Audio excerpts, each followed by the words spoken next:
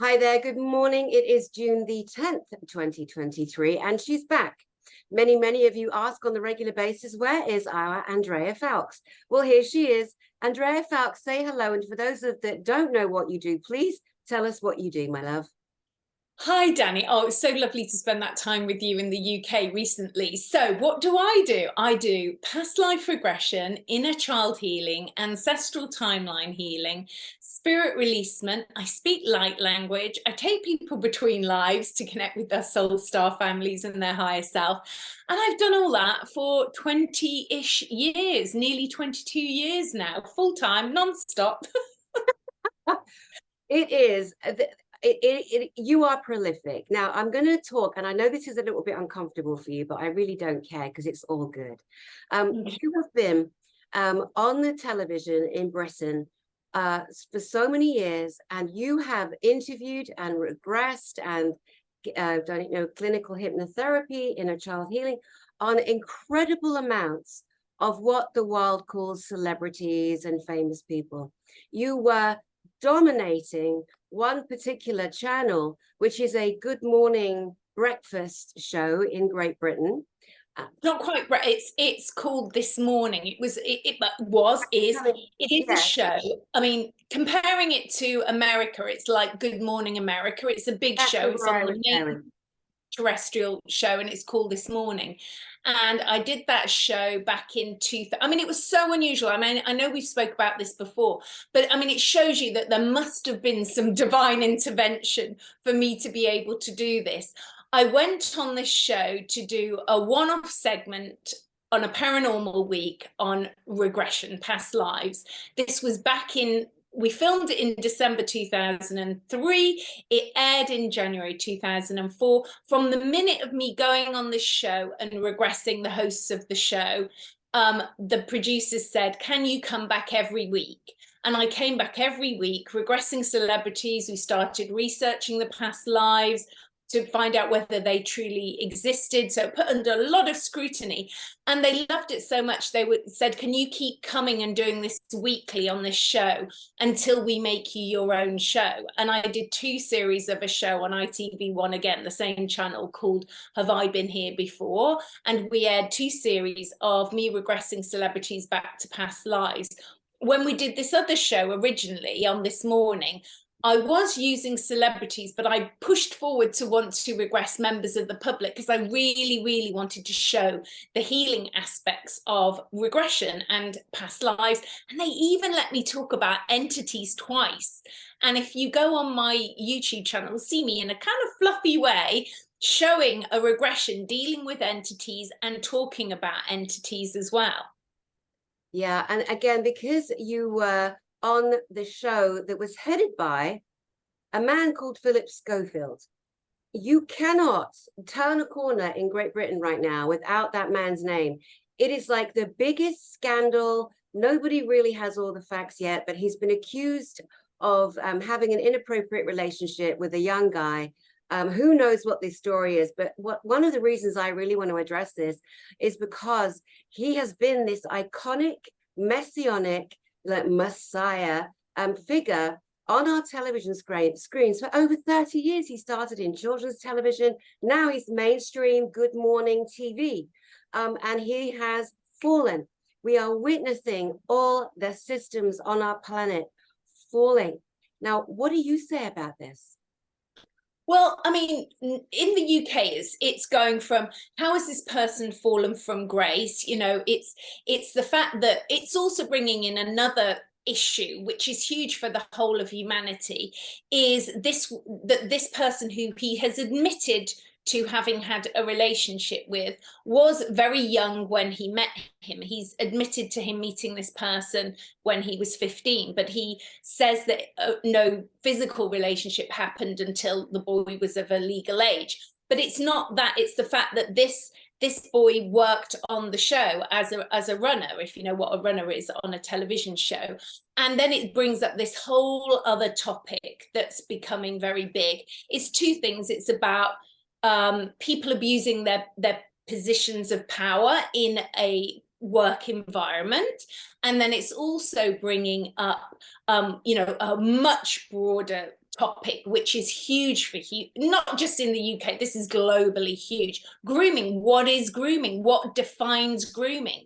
And there is no court case against him. People have their own personal beliefs of morals. I mean, he was actually married, and he does have 2 children, and he did come out publicly as gay in the UK 2 years ago on television.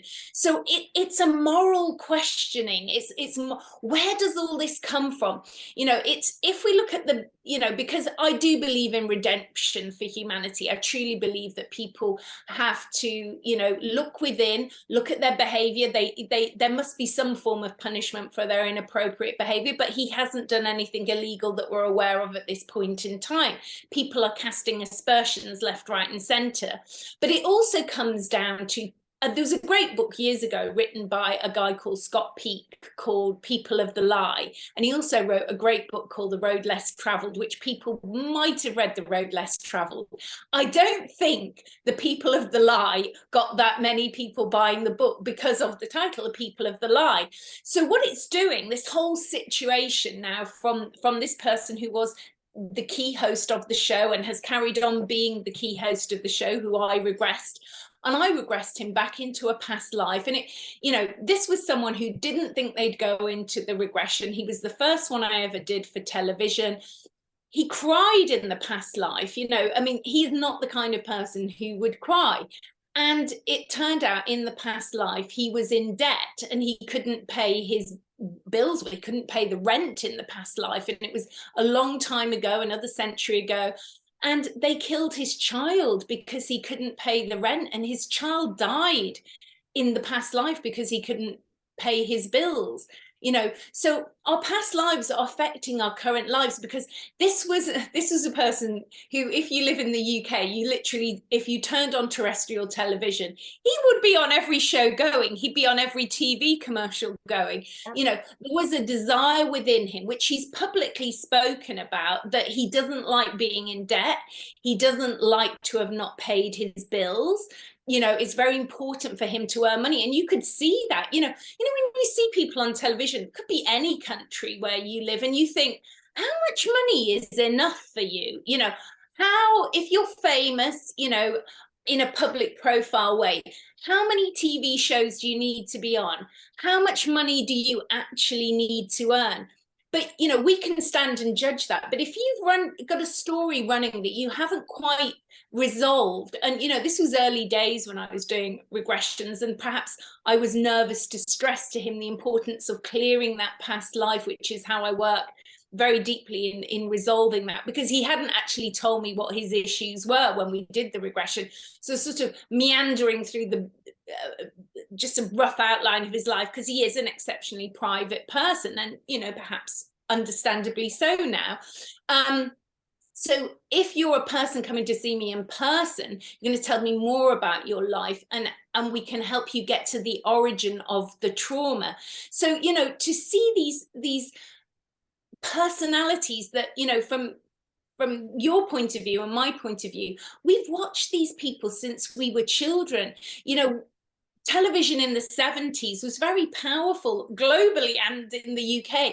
And we are told these were people of good standing in our communities, that we should look up to these people. And now they're falling from grace. I mean, we've had so many in the UK that were from our childhood TV programs. Oh my God, the most important people, Rolf Harris, oh my God, I can't. Jimmy Savile. And we were force-fed these men, as good role models, and Jimmy Savile in particular, the Americans call him Seville. You got to tell someone how to pronounce, like, the River Thames is not the River Thames. Arkansas is not Arkansas. There's an S on the end. What's that doing there? Anyway, we were, as children in Britain, force-fed, this is what a good man looks like. And those 2 men I just mentioned, Jimmy Savile, Rolf Harris, Jimmy Savile in particular, turned out to be the sickest.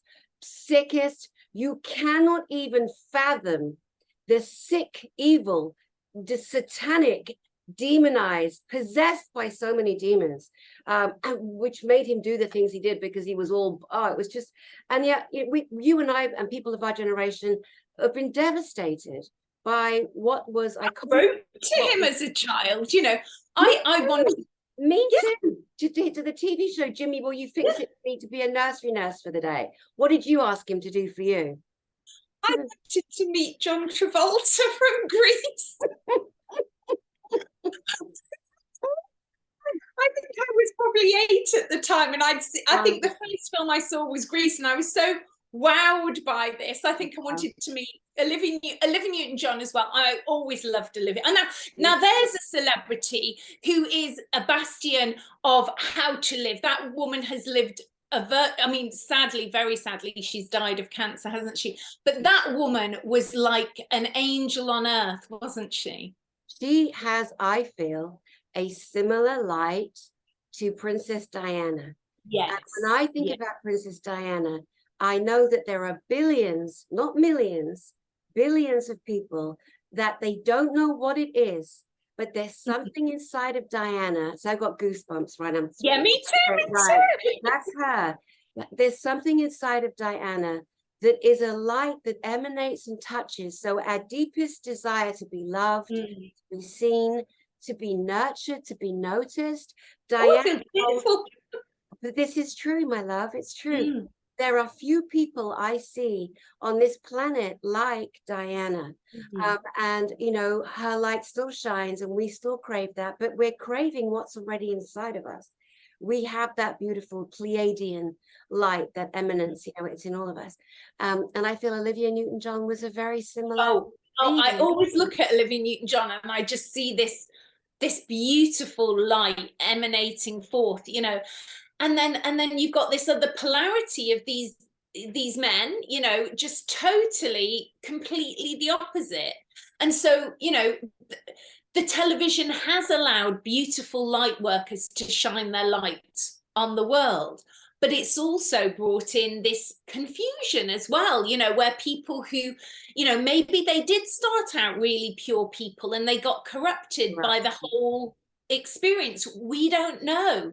Maybe they were practicing Santeria or voodoo, or they were connecting to witches and they were getting, you know, demonized slowly, knowingly or unknowingly. When we look at a massive amount of people who hold the reins that they're now losing, that control our planet, my planet, your planet, our planet, they have so many demons attached to them. They are making sacrifices. They are doing rituals. This is coming out more and more and more. And, you know, Phillip Schofield owned daytime television. He owned it for 30 years, for 20 years, certainly on that show this morning. And, you know, we are now seeing it doesn't matter who you be, who you were, who you think you are. Your time has come to an end. If your frequency is not benefiting humanity in this rise in ascension that the planet is doing, that we are doing. I had a run-in with him years ago. I was on, as you know, you and I have both had television careers in Britain. And I was in Berlin launching a brand new television show for the British market. The new CEO we had was German, and so we were using his TV studios. Me and Leslie Eddy were the main presenters. And he called, it was live. He called the live show pretending to be somebody else and was goaded on by other men, actually, going, call in.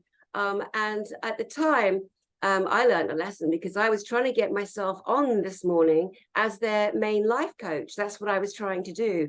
So I was denying my clairvoyant, psychic, mediumship abilities. And as soon as his voice came in, he tried to describe it. I'm seeing a blonde woman with all these rings of light around her. And it was Holly, his partner. And I knew there was going to be a third baby. And I denied it all. And I think if I'd said it, then I may have been, you know, a better known psychic, but I wasn't about that. You know what I mean? And so it's interesting. He really hurt that show. He hurt us. It wasn't nice to be mocked at. But again, I take no joy in his demise. But it's so interesting that there are so many people that have been so mean and unkind. And now it's coming home to roost. It's coming home to roost. I think it's just lying. It's like, you know, there is no benefit to lying, and I think people need to understand that. You know, you look at people and think, surely you had enough common sense or self-restraint to realize that you can't hide a lie forever and it's going to come out, especially in a public arena. But I think people get overconfident. They think people are going to cover for them, and people perhaps will for so long. I mean, when I worked there, I didn't know any of this. This was nothing that I knew. You know, I'd heard maybe rumors, but nothing about people who are very young, nothing like that. And it's like, you know, I think it's bringing up now in the UK, people are starting to talk about, you know, what age is it appropriate to have a relationship with someone? You know, we could say Celine Dion. I mean, he met her, I think her husband met her when she was 12. You know, he left his wife, he remortgaged his house because his belief in Celine Dion. Perhaps, you know, we could be a bit kind maybe to them and say, perhaps some of this desire that they feel towards this person who is perhaps the wrong age for them. You know, what is a guy in his late 40s or early 50s doing attracted to, you know, someone who's even 18, 19? You know, or likewise with a man. You know, we've gone through this culture where we've said it's okay for a man who's successful, wealthy, to date a really young girl. You know, so it's bringing up this whole thing about what is grooming, what is coercion, what is manipulation, what is abusing your position of power and authority, you know, within a company or an industry. You know, we used to always talk about the CEO having an affair with his secretary, wasn't it? It's this whole inappropriate, it's all been cleared from the planet, and it's very icky right now because, you know, people are going, oh, I believed in these people. They were my idol. I looked up to them. Oh, it can't be true. And then it brings in this cognitive dissonance that, you know, you can't believe that this person who you thought was wonderful has, you know, fallen from grace. And it can't be, because actually it brings up a deeper issue inside you, which is you not trusting your intuition, you not believing in your own inner knowing, or having an inner knowing that's slightly off. You know, and this is the thing we're here to develop. And when we go into our past lives, this is when we start to heal all this and wheedle it all out. Absolutely, absolutely true. There's so much to unpack here because we're looking at the demise of systems across our planet. And because we are completely 100% controlled by the media, that's owned by maybe 3 men globally who decide what stories are going to come out, they are terrified at the loss and the lack of power. The very top of the pyramid of our planet, they are now all infighting. Their demons are all fighting each other. There's not enough black magic left that they've all done to actually save any of them now. So we're down a couple of layers and we're seeing people fall from grace, the most iconic. And while that's going on, finally, suddenly, oh, now there are UFOs and recovered aliens and recovered alien craft. That subject right there, I want to line them all up and whack them all in the ghoulies really hard for being so insulting for the last 70 years and covering up the reality of our planet. And they have failed, they are failing, and they will continue to fail because this is the way of the light. This is the beautiful essence of the Princess Dianas and the Olivia Newton-John and the love that is in all of us. Now that the repressives are gone on so many levels, we're finally able to break out of the binds that we've had, feel the love within us, emanate, resonate with others, good people, good humans, good humanity, good hybrids. And there's this massive rise. And I think a lot of people who've been like meek and mild all their lives and were trained hard as Christians to turn the other cheek, which is the worst advice you can give. I mean, in terms of if you're always taking a beating, if you're always stepping down, oh, I don't mind. Oh, I don't mind. The other lie, the meek shall inherit the world.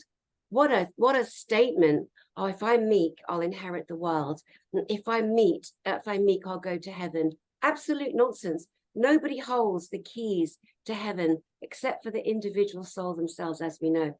Now, again, there's another thing happening I'm seeing with real Christian hardcore.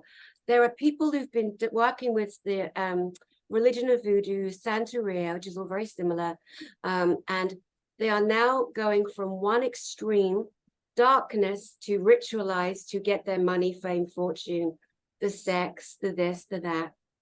And they've gone the other extreme to Christianity, to Jesus, to Bible, to this, to that. I've seen it many times. And I hope for them.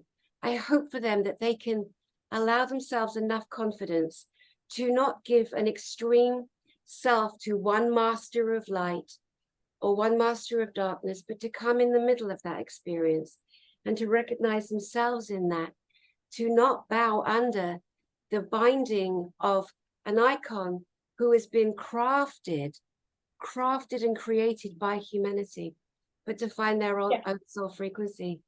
Yeah, it's all about you. It's like, you know, if people come to my house, they won't see any figures of deities. That there aren't any, because I don't worship any of them. I don't bring that energy in.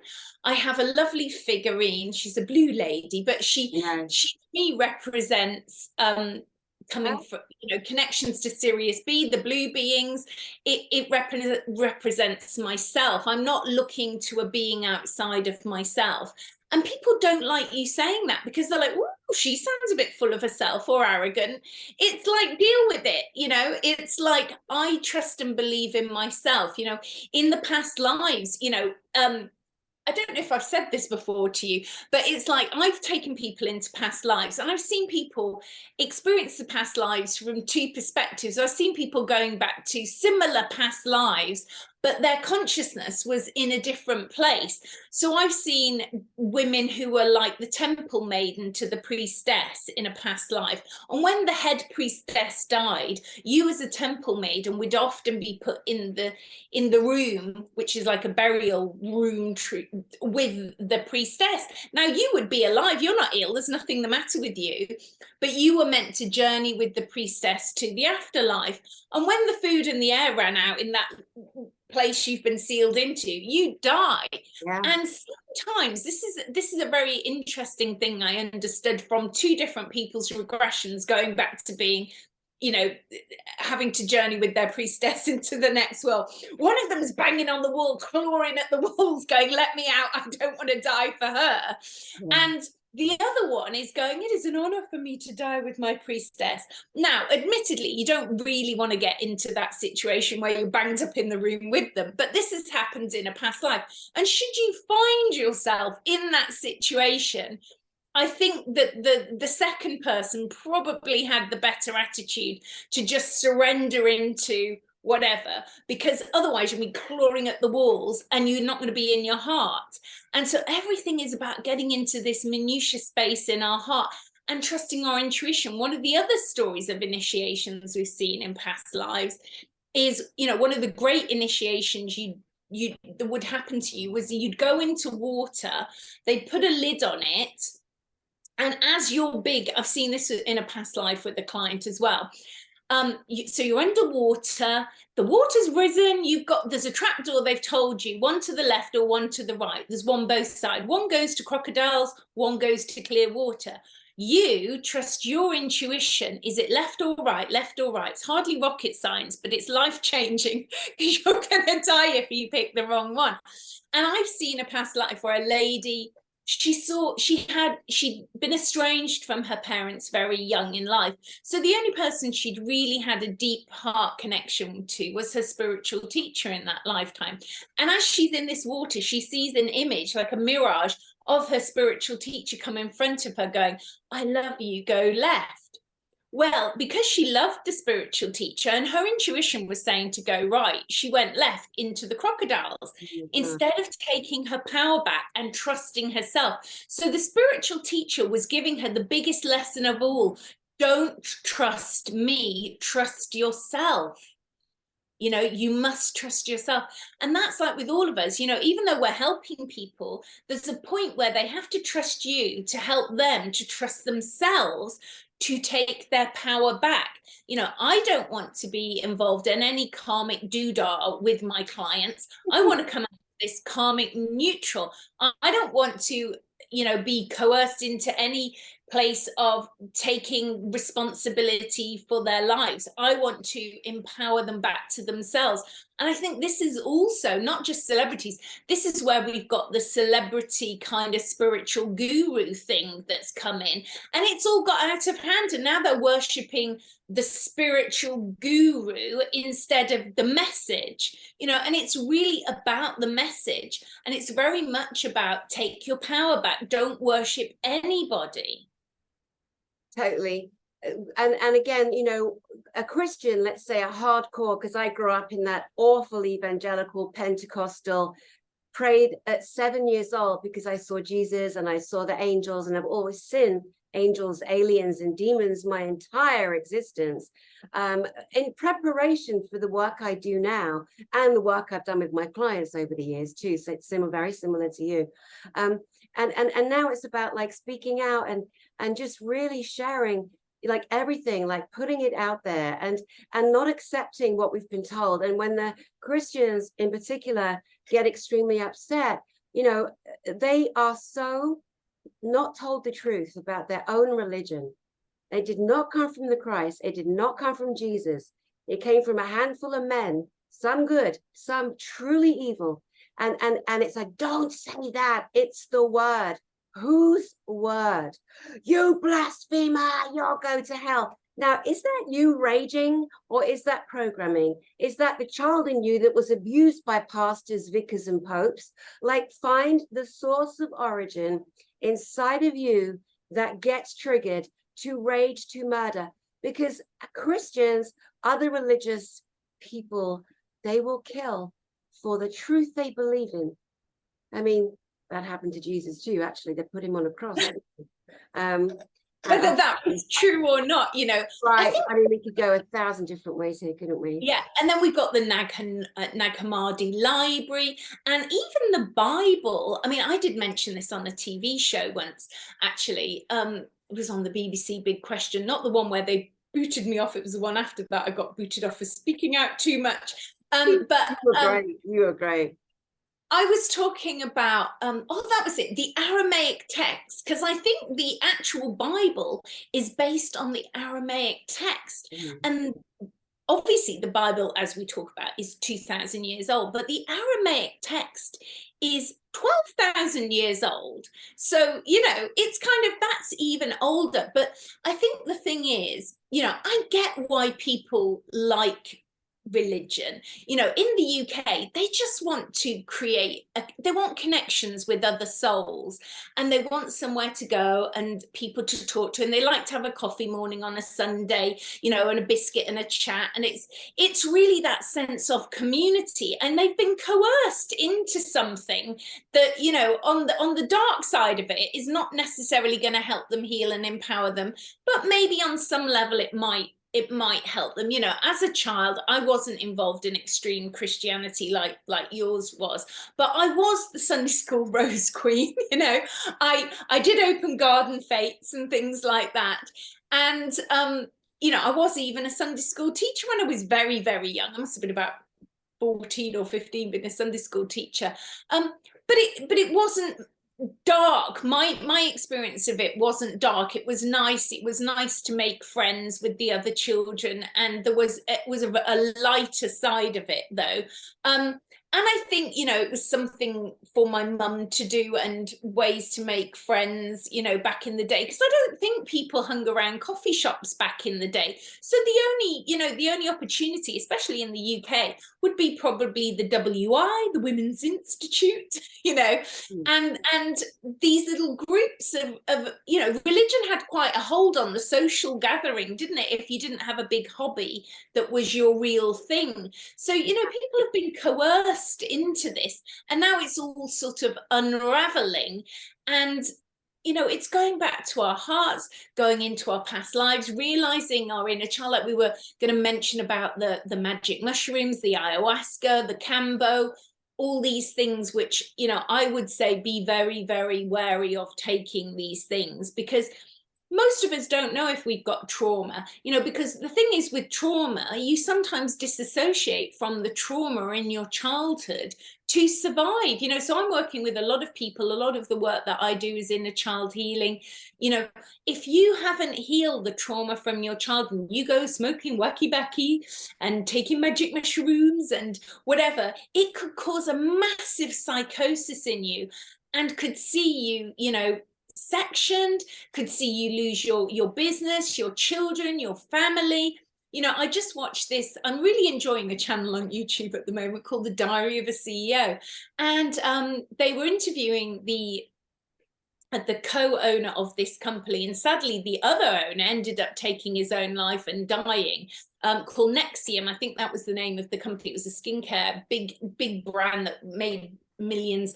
And, you know, reading between the lines of what happened to this gentleman from taking mushrooms and him having a complete psychotic breakdown and ending up being sectioned and things like that, you could see it was from, again, guilt around sexuality as well. There was a guilt around sexuality because he had an Iranian background. He'd had a secret partner, again, all secrets and lies again, that he'd hidden from his family or even his work colleagues, his friends, you know. So again, it was shame, this shame that people have. You know, we need to get shame off the planet. And so listening to this guy's story, I felt so sorry for him, and I thought, you know, our skills and gifts could have helped someone like that understand how these entities take a hold of people and how that you need to resolve that. You know, then we've got these other sexual entities that come in. I don't think that was maybe his case, but it makes me think about, some people have heard the words like succubuses and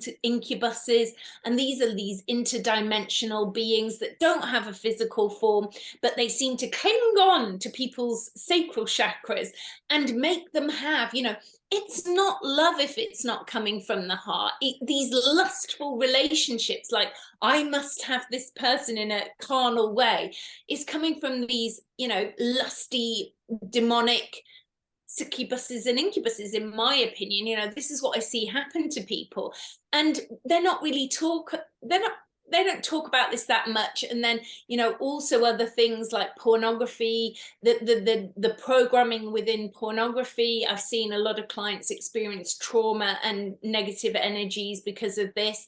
So if we can help people go back to the very beginning, get back to the key past lives, a significant life, you know, there were lots and lots of past lives, but if you can get back to the origin of your past life and clear it to what I call the 0 point field, so there's no emotional pull on you, you know, being honest about the feelings you're having or the emotions that you're having that are coming up, and, you know, that space of grace where someone like us can help you unravel this and release whatever's going on in your life, even if it's small things. You know, if you look back at my channel, you can see me regressing some of these members of the public back at the very beginning of my channel. They had a fear of enclosed spaces. You know, why do you have a fear of it? I had it with a friend actually the other day. I mean, we were all here and he was with a little group of us and we made a little new video, and I said, oh, let's go walk over the field. There's a massive field looking out to Glastonbury Tor,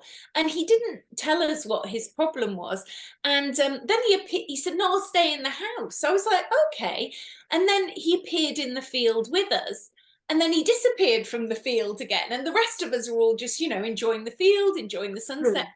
And then when we came back to the house, you know, he divulged to us, and you know, he's someone I've known a while, but I don't know him that well. And he said, I actually have a fear of open spaces. I get a panic attack in open spaces. And everyone's going, well, Andrea could help you with this. I'm like, oh, yes, I could definitely help you with this.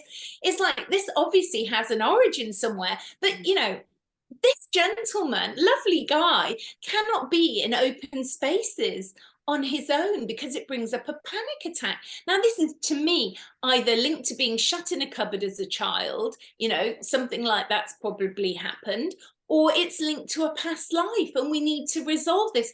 These are not lifetime traumas you need to live with. I mean, goodness me, when you think, wow, I have a fear of open spaces, that is actually really debilitating to your life, isn't it? It really is. It really is. And again, you know, his fear of open spaces may be that there's a part of him in a past life that was ambushed and killed. You know, maybe he was in a battle. When I'm doing past life regression, how I do it now is if I'm not physically with the person, I don't put them into clinical hypnosis. And it's so, for me, so I'm glad you agree, so dangerous. And so I won't do it. But what I will do is a past life reading on someone, so I can access everything just as you can. And it's so interesting. The lives that come up in the reading for me are always relevant to their life right now. The opportunity to heal is always presenting itself, you know, in every way and every day. Well, the way I do it is exactly like you, I think we talked about this once in one of our first videos, is that we both agreed with that. I do not do, and I would say don't do regression with anybody over the internet. No, over the internet. You have to be with that person in person. I had a lovely client today, actually a lady I first saw 20 years ago for a session. She just came back. So it's in person is regression, his hypnosis into past lives, inner child, ancestral. We're weaving between all that. What I'm doing, which is over the internet online, I don't look at you. I don't physically need to look at you. I allow you to just drop into your emotional self. And I'm going into what I specify, although I've only learned to say this word properly in recent times, Akashic records. I couldn't say Akashic for years, so I used to say emotional timelines. But I'm going into your emotional and very specific emotional Akashic records. Now, going into your emotional Akashic records is sort of like dreamy drifting, but we're not dreamy drifting. We're just going into a place where we can see you're telling us what is happening in your lifetime now, what things you don't like going on in your life, and the things that you're challenged with right now. And we're going into, oh, I see the origin of what created this. You know, this was linked to a past life in whatever year, 1873. This is what's happening to you. It's not the same as regression, because I'm sure Dani's going to agree, is we're not looking at what color is your dress, what color are your shoes, are you inside or outside? It's not that. We're just going back to where that emotional trauma happened. We're giving you a what's that word? Synopsis. That's the one. Synopsis, a short little version of that lifetime. And by us sharing that synopsis of that lifetime, you will have an emotional reaction, because when you hear the truth of your soul, especially if you've got a trauma around it, it will bring up emotion. And how I work is I help you guide it out of your emotional energy field, your physical body. We release it. I sing light language. You have a reaction to that. That helps clear it. That's how I work. And then we might go into some event in childhood as well, or lots of events in childhood. We're just, you know, scrolling through those. Or we might see some, and that it's an ancestral story. We might see that we need to go into the past life of an ancestor, or we might need to go to what happened in that lifetime to your ancestor, you know, the secrets of your ancestors, you know, because our ancestors had to keep more secrets, you know, than we did in this era. They kept a lot more secrets. So it's healing these secrets, because these secrets, you know, they stay in the ancestral timeline energy field, and they manifest as ailments and illnesses and lumps and bumps in your body. And you don't need to have that ailment going on if we can get to the origin of these emotional issues. And, you know, the more stress and anxiety you have in your body, the more your body can't absorb nutrients from food, because it's feeding all this stress and anxiety. Yeah, true. True. We could also go into the systems being broken down, the manipulations and the manipulation of our food, our water, our air, etc. But all of these things are being shown and highlighted as we are all at the point of our ancestral healing, our inner child healing, knowing that this is the time to do it. And we don't need to ask a God for permission to access our own emotions.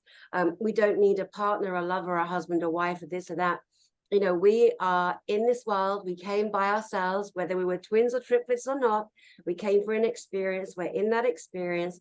And it is up to us how we decide to continue or not, you know, healing in that experience. You mentioned weed, marijuana, ayahuasca journeys, Cambo, which is the frog, the poison frog, and licking and all that yuck stuff, in my opinion. I cannot tell you the names, but I can tell you there are at least 3 children in my career as a therapist. 2 of them I had to have sectioned, which is going to a mental institution for their protection and their rehabilitation.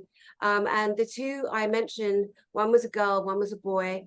The boy was in his teens, and he'd only smoked weed a few times and weed oil, but he had a psychosis because the brain is not developed in young men until they're at least 24 years old. 24 years old. But no, let's make it cool, man. Let's all smoke weed, man. It's good for you, man. There are a percentage of children, adults, people who it will never be good for. And the other was a girl in her early 20s, and she was in Turkey with a friend of mine. And the next thing, my friend's calling me, screaming, saying, oh my God, she took a lipstick and scrawled demonic the worst swear words all around this 5-star bathroom. Anyway, we got to her, but she was psychotic, and that was also just from smoking marijuana. And the problem is, you know, and there's going to be people who disagree with this, because I speak out about this a lot, and they're going to put in the comments, oh, you're wrong, I've been doing this. Well, I don't care. Yeah, I don't care. Talking from experience, Andrea. Yes. No, I'm with you. Right. It's like I made a post the other day, and I said, oh my God, you know, I said, everywhere I go these days, I'm smelling weed. And I said, they're not even rough areas. This woman went, you sound like a snob. I said, I'm not a snob. I'm just telling you, from 20 odd years experience, you know, it's not worth risking it, because yes, for every person who doesn't have a psychotic episode, who smokes weed and it's fine, and they do the Cambo, they do the ayahuasca, there is somebody else with a whole other story that it destroyed their life. And it's not worth risking it, because the thing is, all the things that people are trying to achieve from those substances can be achieved through regression, hypnosis, through what we do. What you're trying to achieve can be achieved by that. I had a client today who I've seen 20 years ago. She's 20. When I saw her 20 years ago, she said, you know, I saw my past lives and stuff like that. I've seen her husband recently because I'm helping him regain his eyesight. And today, she more or less went between lives. And I was just holding the space for the benevolent beings to come in. We saw a little bit of inner child stuff, but mainly it was between lives, these benevolent beings speaking to her, helping her heal. Often people don't speak in that space. It's a really beautiful healing experience where these beings come in and help them. And that's the experience that people who are taking drugs are trying to have. They're trying to have this experience that you can have through regression hypnosis and guided meditations. I say guided meditations because meditating into oblivion is not necessarily going to help you process stuff. You could add that on at the end, but if I was new to meditation, I would say start with guided meditations. That's the gift that keeps giving. It'll help you go inside yourself. It'll help you release these energy centers, blocked energies. That's really going to help you. What do you say? Absolutely brilliant. And, you know, for me, and certainly my friend Sheila is very, very insistent on, you know, learning to dissolve everything inside the body. Stop, you know, we don't always need to like put it out, put it in a bubble. That can work for a while, but we're at the point now, because the energy is so different on the planet, breathing inside to dissolve that which is keeping you prisoner, that emotional charge that we have for something. And so I've been doing a lot myself, just like laying down and just breathing into the body and into the body. And that is a beautiful form of meditation. It's bringing you really close to yourself, to your soul. It is really owning the power that we are. which some would say we all have godlike powers. We are made of that essence. And it's like, oh, no, don't say that. Oh, who do you think you are? Bloody Britain. Who do you think you are, you big show off? Oh my God, you're so full of yourself. Yeah, whatever, Trevor. Move along there. Gods and goddesses, we are magnificent. That is why we have been so repressed by the demonized elites that they call themselves, keeping us down like dogs, and have tried to genocide, and still trying to genocide to this moment, because they don't want us to know how incredibly powerful we are. I did a beautiful interview yesterday with my friend Elena Danan, who and we were talking about her friend Stephen Chua, who was murdered. He was a soldier. He was murdered, and he had these incredible abilities to literally use his consciousness to fly craft that the military have and have had. And again, newsflash, to many of the UFOs in the skies we're seeing, same as for the last 70 years, a lot of the UFOs we see are not extraterrestrial. They are man-made. They are reverse engineered. And the military have every one you could imagine. So it's a lot of humans driving the UFOs. They're not all off-planet brothers and sisters. Of course, what we're looking at now is the manipulation of the militaries, the dark militaries, who will use those craft to scare and frighten humanity. And I don't know how many more times we can shout out there is planning to be a fake alien invasion. It is highly unlikely it's going to happen. And we need to just be aware to all aspects. And this is why we're back to the same old, you've got to develop your intuition, you've got to develop your discernment. These are the skills and gifts that you had. When we hear that story, which I'm sure most people have heard this story before, and if you haven't, it's a great story, and I'll tell it again. You remember how the army in America, when they recruited the Native American men, because they were like, these guys are really good at tracking, and really good at directions. So, and of course, Native American gentlemen would have long hair back in the day. And so the minute they recruited them to the army, they shaved all their hair off. And once they got them all signed up with the shaved hair, they didn't have any intuition, because these were like their little cat's whiskers. These were the hairs that allowed their antennae to know and track the way, So, and this is why we see men in the corporate thing depicted, with short back and size, the tie, the collar. This is all to be the sort of hanged man, the controlled man. And that's why most of the people who are awake and aware, they're all sort of growing their hair a little bit. They don't want to wear a shirt and a tie. And, it's all got distorted over time. So there's so much truth, but all the truth is inside us, in our emotional Akashic records. It's all stored in the mitochondria of your DNA. It's all coming up to be healed now.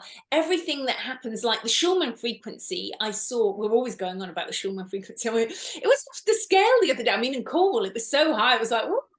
And then I come here and I'm like, oh, it's more grounded here. It's slightly different here, but it's been super high this last few days. And when it's high, you need time to integrate that. You need to rest. You need to be able to say no to people, to things you've maybe previously committed to, that you're like, actually, my body can't go out and do those things and meet those people. And, I need to honor my body. And I need to learn to say no. And, this brings in the other thing of boundaries, healthy boundaries. A lot of the time we're helping people develop healthy boundaries because they can't say no. They feel like they've got to show up for all these people. But actually, the person you're here to show up for is yourself. Showing up for you is the gift that keeps giving, not just for yourself, for the rest of humanity. Is if you show up for you, then you will be teaching that to other people to show up for themselves. Yeah, exactly. My friend Sheila, who I mentioned, who, is very much into breathing into the body to dissolve everything. I love her, the lessons that she's learned. For example, we were going to go out 2 nights ago, and haven't been out for a while, really looking forward to it. And then she just sent me a text and it just said, I'm tired, I don't want to go out. That was it. And because I've done so much work on myself too, I laughed, and I'm like, that's fine. So I have a choice. I can go out alone, or I can just wait till the next time there's availability to go out with a girlfriend. And it's so empowering, because this woman has learned to put herself first. You know, and we're programmed, how selfish, how dare you? Oh my God, you know. And again, it's like, oh, poo to that, poo to that. You know, we are learning the empowerment and the beauty of saying no, of putting in boundaries, of not being victims of other people's ridiculousness, you know? Yeah. And that's what happened to me the other day. You know, 2 people cancelled for dinner, but my intuition already told me don't cook anything till they arrive. And I thought, okay, now what am I doing? Because it is a funny feeling. You know, you're dressed up to go to receive people, you've tidied your house. I mean, any old excuse to get you to tidy your house. But it's like, and I was like, what do I do now? And I thought, I'll go and climb the tour. I never got up the tour. I met this amazing young boy who I've done a video with. But if that hadn't happened, I wouldn't have done that. I've had other experiences where that was quite a long time ago now. I organized, I mean, I'll tell this because I think it's so important that people think, because I think people project onto us, oh, I bet you're the kind of person who has fabulous birthday parties and all that. I organized a birthday lunch for myself once in London, and guess what? Nobody turned up. You know, nobody came to my birthday lunch. And, you know, that can make you feel very sorry for yourself, a little pity party for yourself. But you actually have to rise beyond that and think, why is this happening? You know, why is nobody showing up for my lunchtime little thing? And then you maybe go through a grief of sadness with that, and you process that. You know, even when friends tell you things, I'm thinking about this particular birthday lunch, and I had one friend who said to me they couldn't make it. And I was like, okay, because it was quite a long way from where they live. And then they rang me a few days later asking me if I could get them tickets for Chelsea Flower Show. And I was like, what day do you want these tickets? And they said the 22nd of May. And I was like, wow, so you can't make it to my birthday lunch, but you can make it to come to London where I live to go to the Chelsea Flower Show. And they were like, oh. So again, people of the lie, do not lie. Do not lie to people. And I still continued my friendship with this couple, but subsequently our paths are separated, even though we're kind of on a spiritual path or on different paths. But from your point of view, you can, you know, you have to honor the disappointment that you're going to feel, the feeling of betrayal, the feeling of sadness, the feeling that you've maybe projected onto these people, that they were more important in your life than perhaps you are in their life, you know. So at this time, we're processing all this grief, all this disappointment, all this sadness, all this betrayal. Oh, these people aren't who I thought they were. And I have a great saying that everybody who betrays you is so that you can learn to truly love yourself. Because without all these people betraying you, you wouldn't learn to truly love yourself. You're looking for people to love you, but you're not going to learn to love yourself unless people start not showing up for you. That's so true, and so important as well. And again, for people to learn to give themselves permission to say no, stop being a pleaser, and recognize something else as well. I was talking to my friend Ronna the other day, my beautiful Ronna, who has in this lifetime already buried 2 of her daughters. Absolutely devastating. One was our little Mackenzie, who had a lot of, I mean, I remember we got her 3 kidney donors. I'm like, when I first met them, I'm like, I am no one, but I know if I make a video, I just felt it that we would. And so little Kenzie Bear, she died. And then her other daughter had a freak accident and died that day. And it is just beyond the knowingness that a woman or a man, you know, lose a child, let alone 2. So we were on the phone and we were chatting away, and, you know, we were both having a cry, you know, there for each other. She's one of my closest friends. I love her so much. And she was saying that the amazing amount of behaviors that she's seeing in people, the things they're saying and not saying and doing and not doing. And we were discussing the fact that a lot of the people and the behaviors that we would perceive as bad, that is their grief, their pain, and their wounding also coming out at such a heightened time. The death of a child, a sister, a mother. She had 2 little children. And so we also, in our own pain and grief, have to witness that and think, okay, I don't like what I'm seeing here. And I can understand they are showing behaviors that aren't working with me, and they may be in their own agony, but I still have to respect my own boundaries and have compassion, yes, but have compassion for myself first. Excuse me. It's a tough thing. And there's nothing more healing when you're in the midst of agony, to witness yourself and how you respond to something, to show up for yourself, which is a gift and a gift and a gift. And then we model that to others. You're right. With me, gosh. You got some water? Yeah.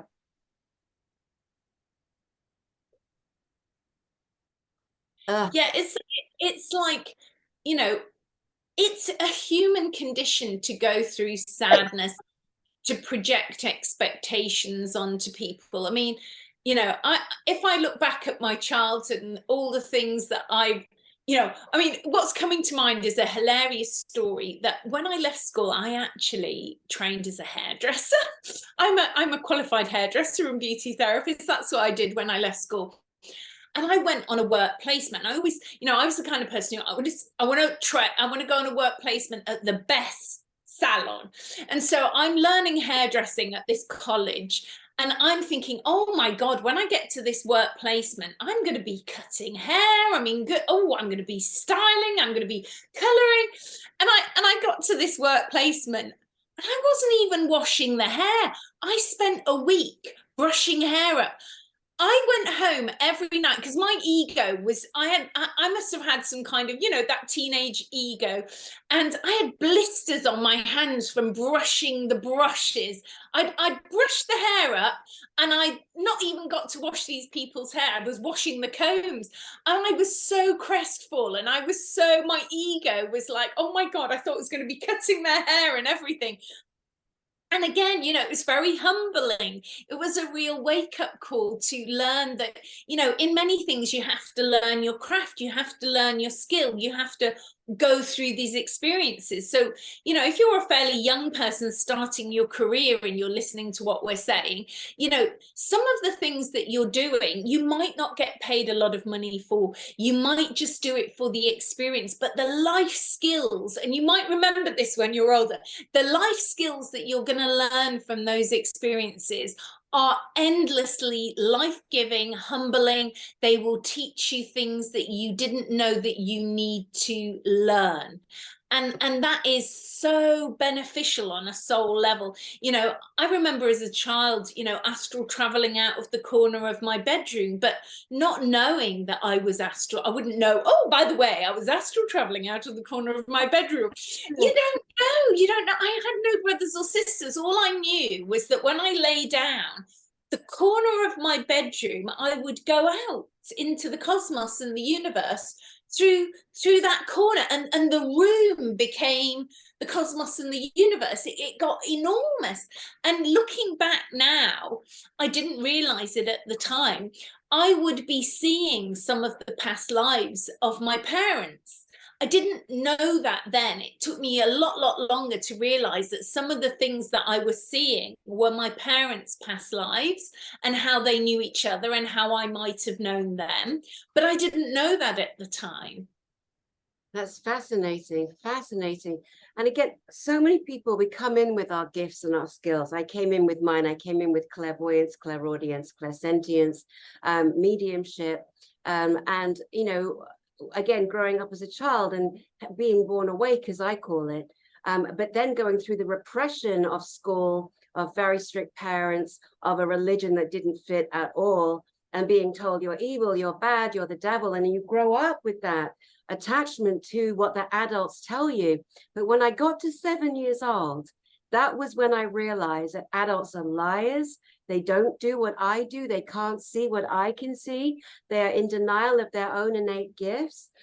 They have fallen under the slave-mindedness that has been permeated in every single country, in every single, color, whatever, race, creed, doesn't really matter, demographic. Yeah, it's really, really fascinating. And you talking about the astral projection.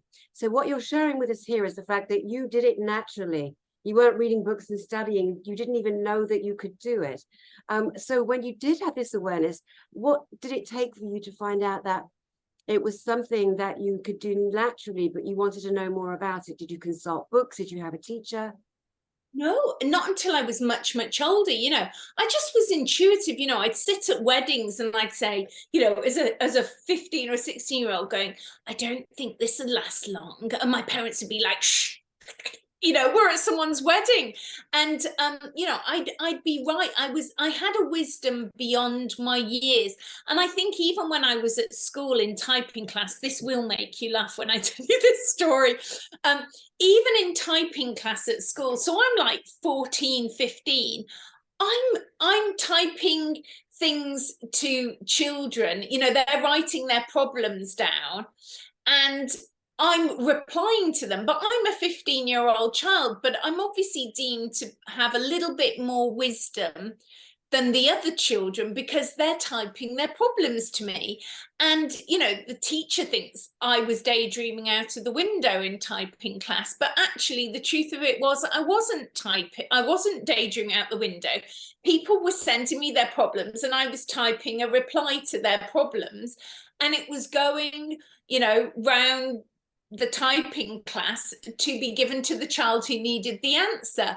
And that's at 14, 15. So, and then in later life, I ended up as an agony aunt for spiritual, in America, I don't think they call it agony aunt, problem page. I was the lady who would reply to the problems on the problem pages in the magazines. So that was what I was doing at school when I was 14, 15. I was replying to people's problems. And this is hilarious. This will make Dani laugh. In my naivety, when I was 14 or 15 and typing all these answers to people's problems in the class, in typing class, that was what I was spending my time doing. I actually had the name of agony aunt vaginal warts. And I didn't even know what they were. I'm like this problem aunt, and that was my name in the typing class, answering these problems of these other children in the class at 14, 15. Only X years later to end up as being paid to be, a problem page agony aunt in magazines. Wow, isn't it incredible? But not with the vaginal warts. They're very big things.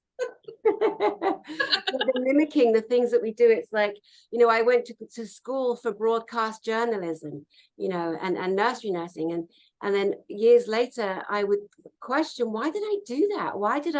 But then I realized that every single thing I did was never wasted. It was not wasted. Nothing is ever wasted, is it? Everything, when you see yourself sulking, or I see young people going, oh, I don't like what I'm doing just now, I'm doing it.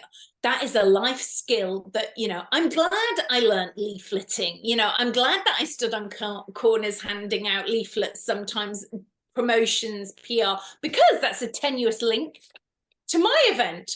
I've just printed my leaflet. If you're in Glastonbury around the solstice, it's the weekend, next weekend, because it's now the 10th of June, and I have a 2-day workshop. So all these things about handing out leaflets, I know how important for events it is, although these days we do promote most of our events online.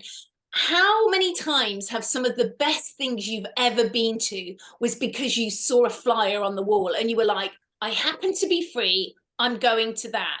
I've had some of the most amazing people who've come to my events, and I'm sure Dani's heard the same thing in hers. Hold on 1 second, I've just noticed that I'm not plugged in for charge for my battery. Hold on, we're plugged in now. But it's like seeing a little flyer, even if you leave your business card on the floor, sometimes you don't know who's going to find that or see it, and you don't know how much they need to be there.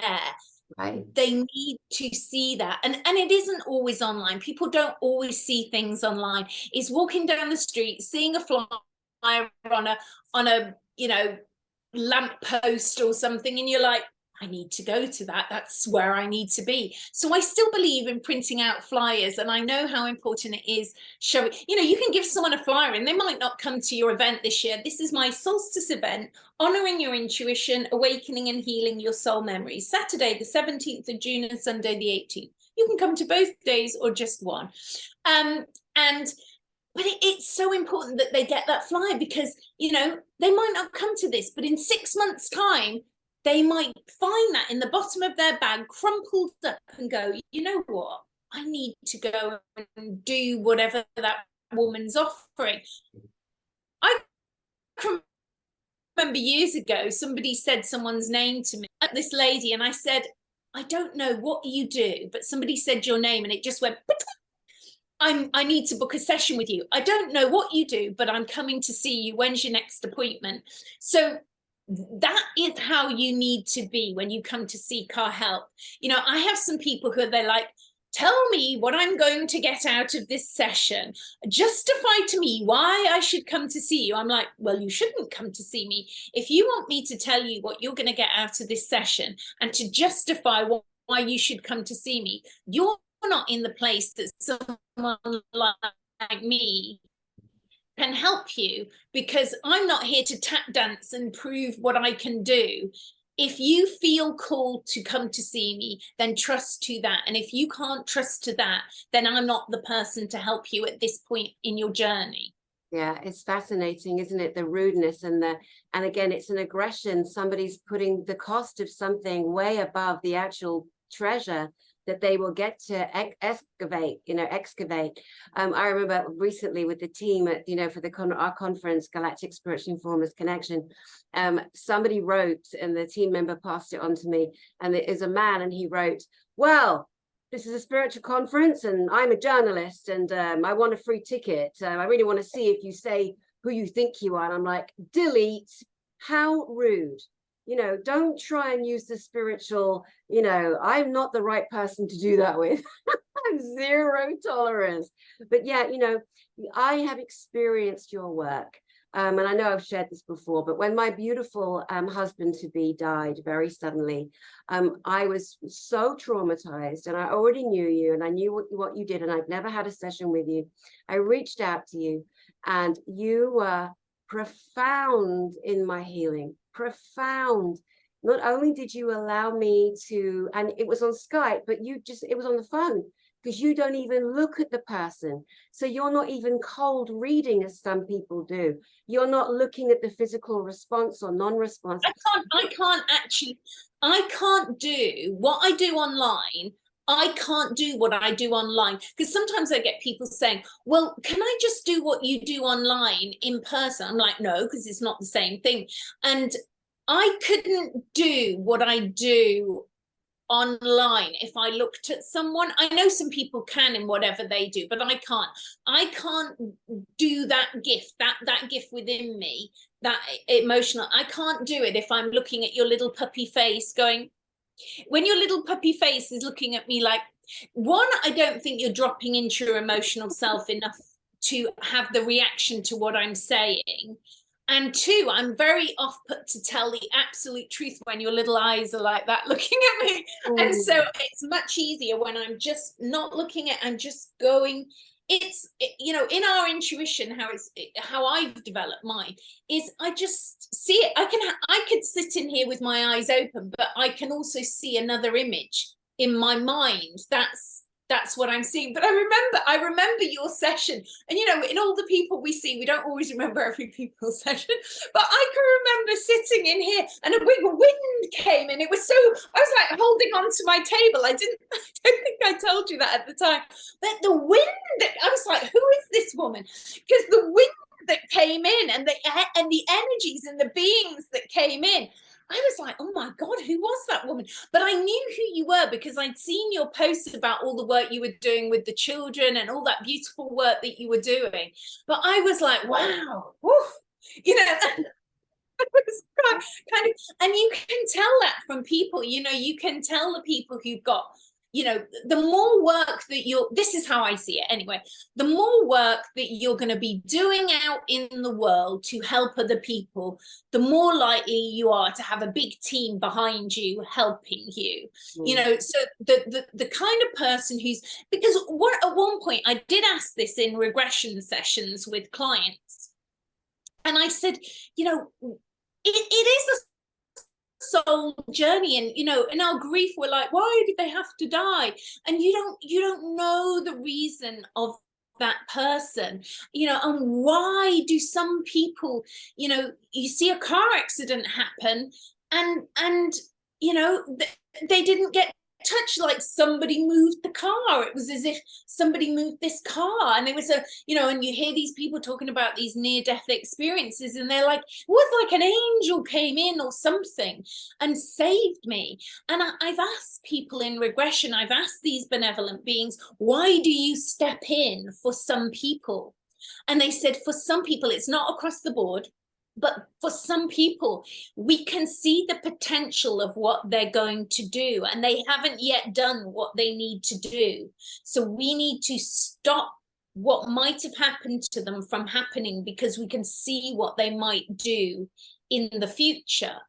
But that isn't always the case, you know, because nothing stopped me from being mugged and strangled outside my flat in London when I lived in London. But I also think that the men that strangled me, one of them, when I got mugged and strangled, was actually my son in a past life. And this was some sort of retribution from the past life. And, you know, as I was going through the process, I was like, okay, stay calm. Don't, you know, stop screaming because they're strangling you more. But it was also the catalyst from, at that point in my life, I was actually modeling. So it was the catalyst from this superficial outside world, because I blew up a few days later, you know, like Puffalum. And that was the catalyst for me to go, whoa, if I can't do modeling, what am I going to do? So from the superficial world of modeling, this mugging incident triggered me to go, you know, when you're saying I was awake and was traveling the universe. And then I think this mugging was my awakening back into my, you know, inner self, back into the spiritual journey. So things happen to get you, which can often look like negative events, but they kind of get you back on course. And I think I was given a lot of opportunities, because I had a few car accidents kind of fairly swiftly, kind of within a few months of each other, and I still wasn't waking up. So then the mugging had to happen, and you know, to really wake me up. And it's your time to wake up. It's like, wake up, it's your time, you know. And how willing are you to see what's happening that's your awakening?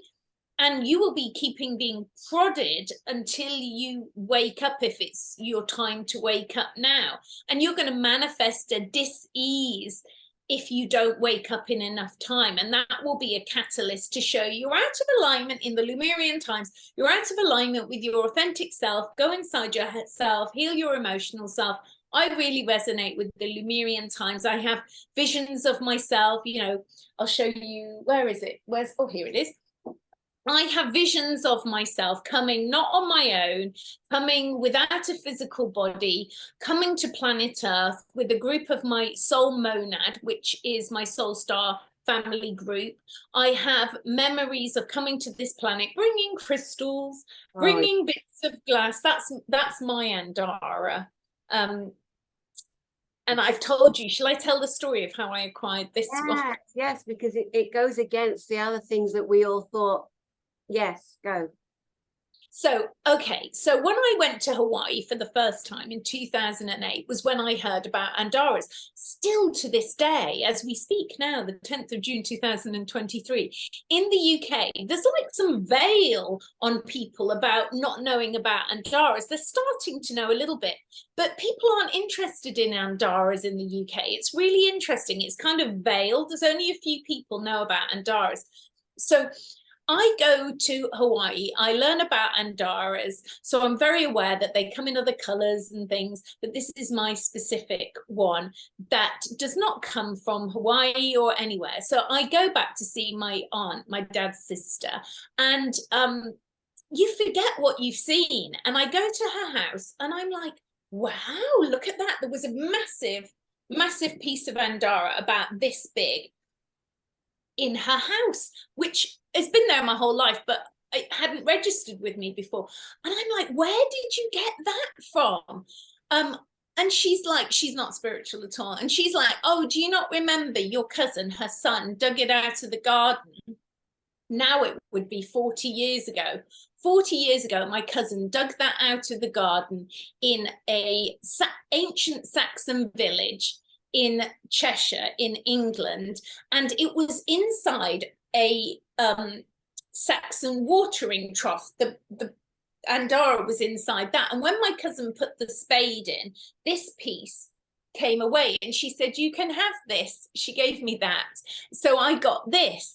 I don't know where the bigger piece is now, because sadly she's passed away. It's either in a safe space or exactly where it needs to be, and it may be in the garden there. I don't know where it is, but it goes to show you that, you know, I've heard other people say that the Andaras were the amniotic fluid around the earth when we first came here.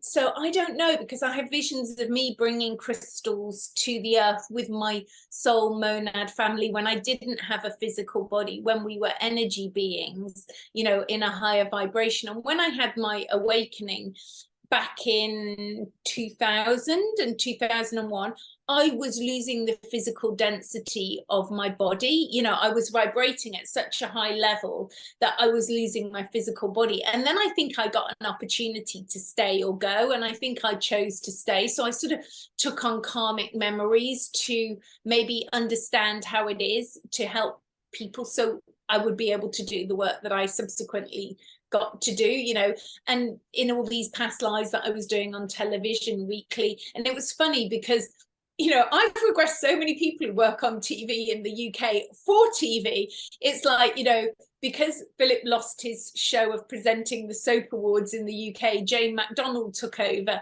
And Jane McDonald, she lovely lady. And regressed, right? Very famous singer. Everyone loves Jane McDonald. You've actually regressed her too, yeah. Yeah, so I regressed her for TV. I've just uploaded that regression onto my channel where she got poisoned in a past life, you know, by some woman who was jealous of her and killed her off in the past life, you know, this woman being jealous of her. So, you know, we're clearing all this stuff, you know, and I see all these people, you know, like our soaps in the UK are like Emmerdale, Coronation Street, even Neighbours. I regress people off Neighbours. I remember one of them, I think it was Madge. Do you remember Madge in Neighbours? The older lady, yes. Yes, she went back to a past life that we did on a TV show where I think she was in the potato famine in Ireland, because a lot of people died in a potato famine in the past lives then. I remember, you know, I've regressed footballers. What was that guy's name? Oh, David Seaman. He was, I think, our goalie for the World Cup one year, wasn't he? He went back to a significant past life. The lovely Wayne Sleep, he was wonderful. He went back to a past life looking at his eyesight. He's a very famous ballet dancer in the UK. Another person who I truly loved regressing, and she's quite a character, and I've just come across her own YouTube channel just now, and she's making amazing music with her husband, was Toya Wilcox. She was a very famous... Wilcox. Yeah. She went back to being an anchoress. Did she? Toya Wilcox, for those that don't know, oh my God, in Great Britain, you know, we've had the Beatles and we've had other significant, you know, the Who and the Jam. Toya Wilcox came out, this roaring redhead lioness with a lisp, and just everything about her was incredible. Incredible, eclectic and talented and beautiful. And yeah, you regressed her too. your channel, I told you, I mean, obviously I love what you do. I love you. You and I are friends and in real life, and I just came to your house, your beautiful house. Oh, we had so much fun, did we not? With the lovely Nikki. Nikki Allen, the three of us met up. Gosh, when was that? Like 2 weeks ago? Was it 2 weeks or 3 weeks? Who knows? 2 or 3. I mean, the time. So we met up, and you know, God love her, Nikki Allen. We wanted her to come to Glastonbury, where you and I were. That's where you live, and that's where I was staying in that beautiful Airbnb that you found me. And I went to this Airbnb, and it was on a farm. And the farmer was there, and he knocks on my door, and he gives me a big pint of milk. I couldn't believe it. I'm like, oh. And just to tell people, I live in a 1-bedroom house. My house is tiny. That's why Dani didn't stay with me. And sadly, I have a shepherd's hut, but that has subsequently got filled with my junk these days. And I need to clear it out. But yeah, we had such a great time down, and we saw that pyramid on the way back. Oh my God. So we'll get to Nikki in a minute then. We're driving back from Bridport, where, what was that TV show filmed down there? We were in West Bay, where we were at the beach, this gorgeous place called West Bay, and we changed our plans. We said to Nikki, don't come to Glastonbury.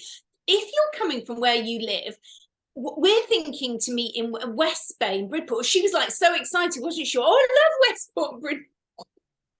Well, because of her, she's very open about her physical issues.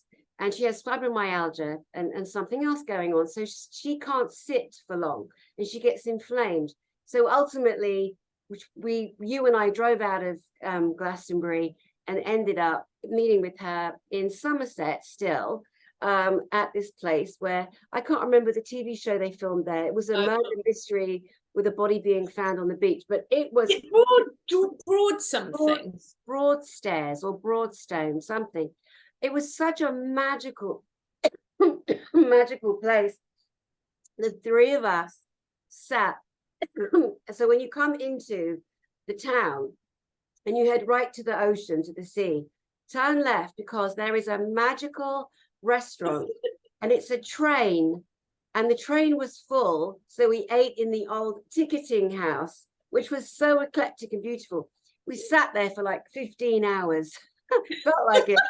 Laughing and talking, and we just had the best laugh, the biggest giggle, and then went exploring, went in the arcade, and we just had an absolute, and God love her, Nikki just lost her dog Mia, and she's still in very much grieving. She's actually on holiday this week in Turkey, but she was in that pit of grief because that was her baby.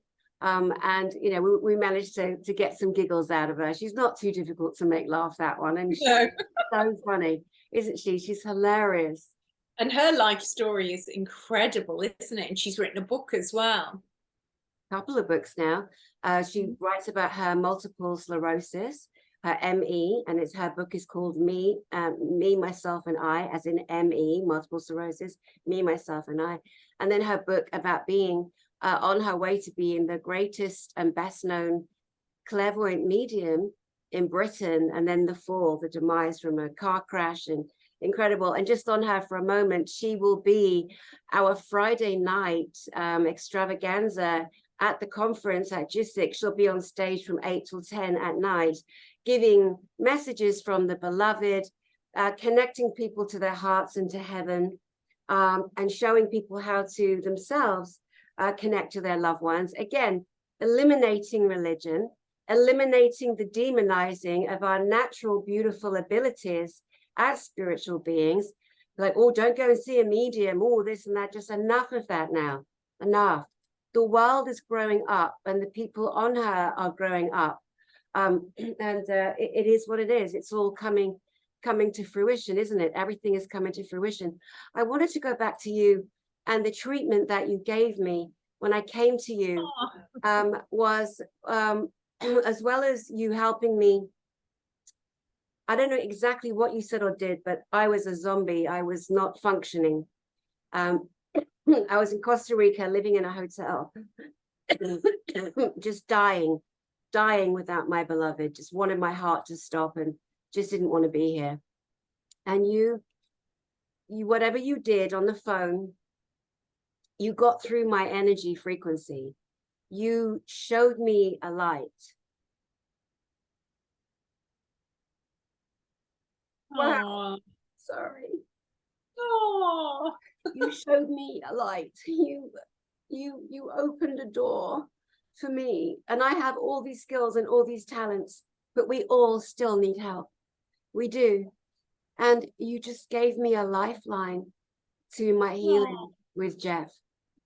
Yeah, you were the first one. And then the other thing that came up in our session together, which was surprising, was there was an element of my 3-year-old little girl self that was stuck and emotionally paralyzed. And you had me go and get her. And you taught me through my mind. And I went and got her and sat her on my lap, and then sat her beside me. I forget the way that you do it, but whatever you did, again, was so profound. And I was like, I didn't even know that was in me.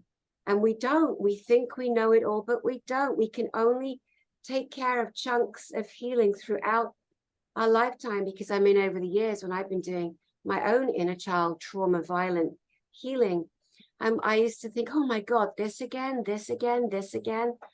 But the fact is, I think in humans, it's too much and too overwhelming when you have suffered trauma, which everybody has with some level, to take it all and heal it all in one fell swoop. You can't. It's not possible. And I think, I see a lot of people, and I say, I do inner child healing. Oh, I've done that. I did a workshop on that. I'm like, okay, right. You've started. Mm-hmm. Oh no, I think you'll find a fix that. I'm like, okay. And then of course, they're like sobbing and wailing, and they come out of the session, they're like, oh, I obviously hadn't healed that.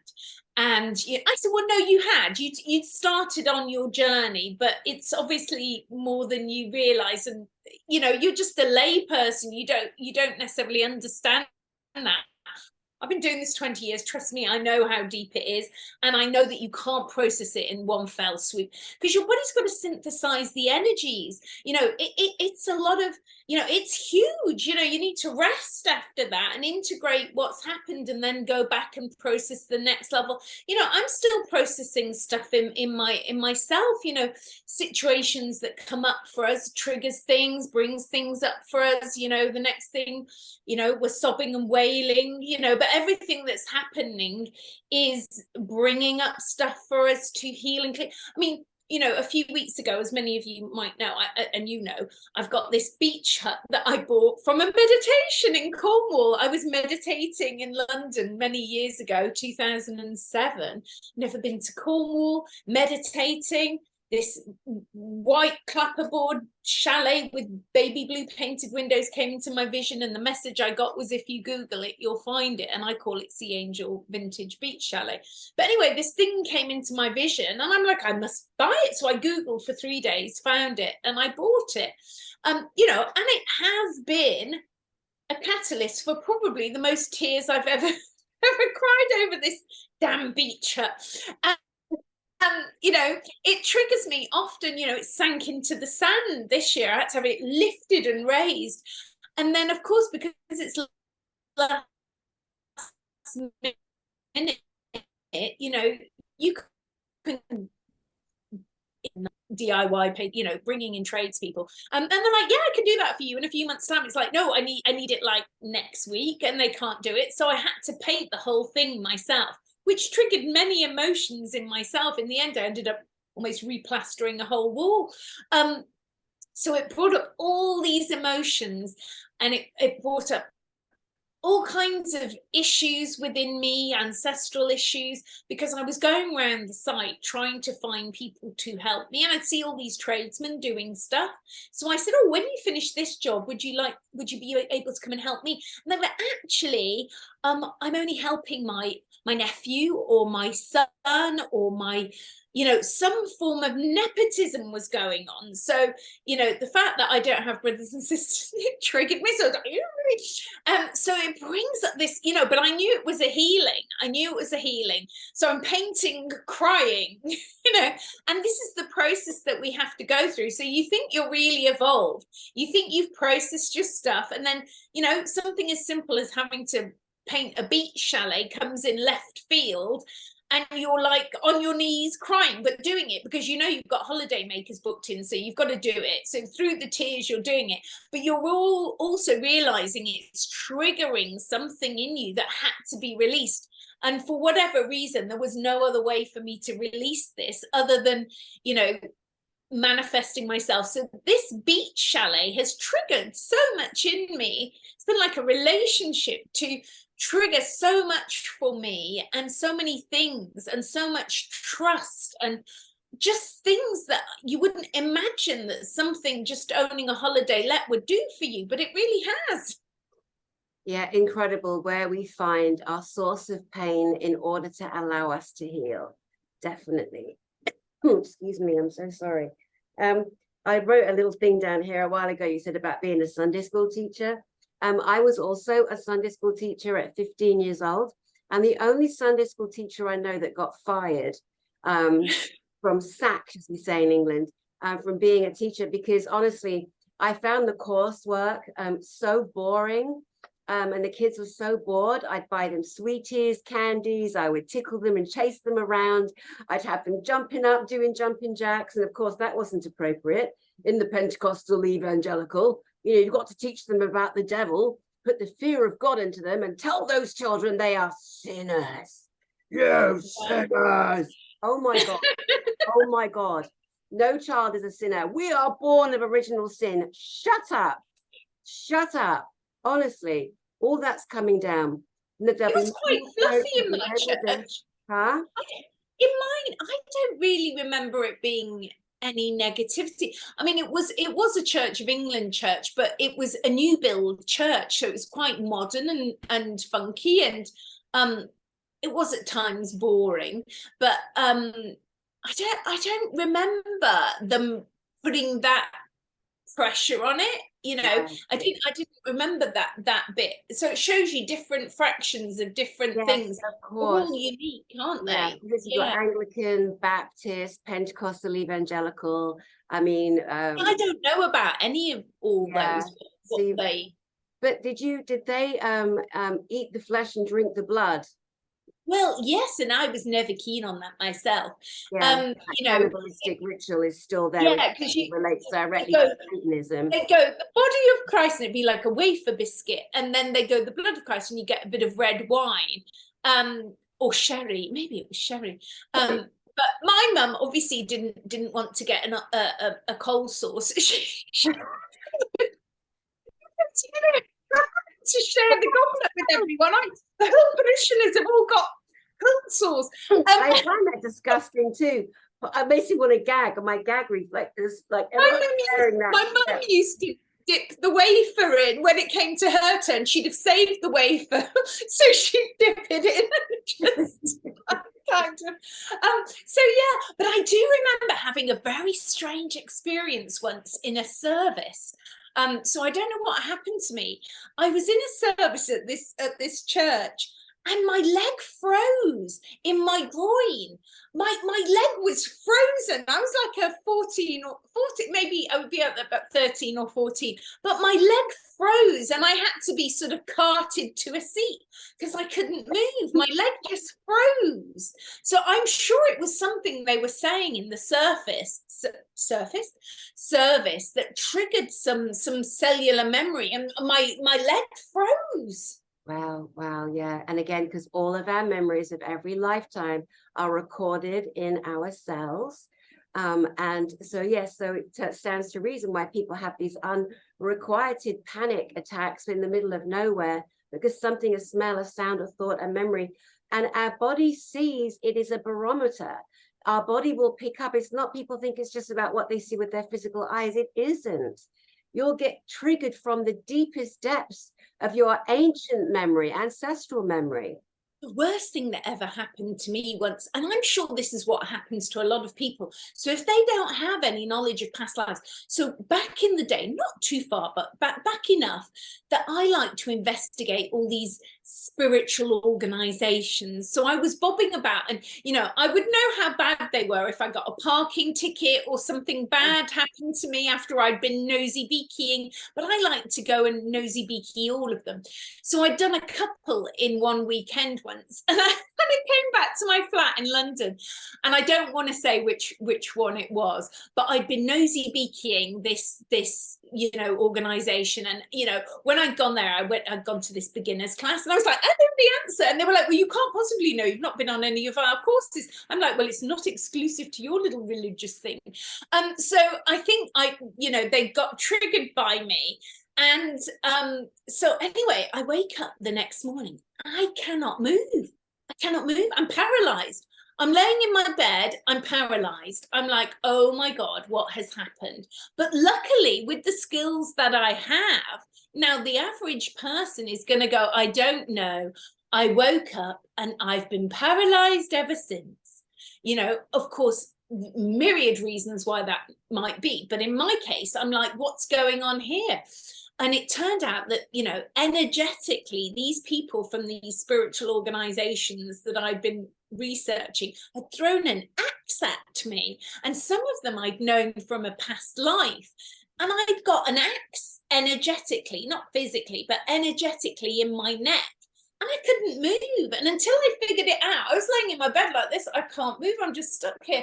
And I think it took me an hour to process this whole thing and figure out why I couldn't move, why I was paralyzed, release the axe from my neck, go into the past life, see the people that I'd met in the last couple of days that were linked to this past life, release any emotion linked to those people so that I'm going to get out of bed.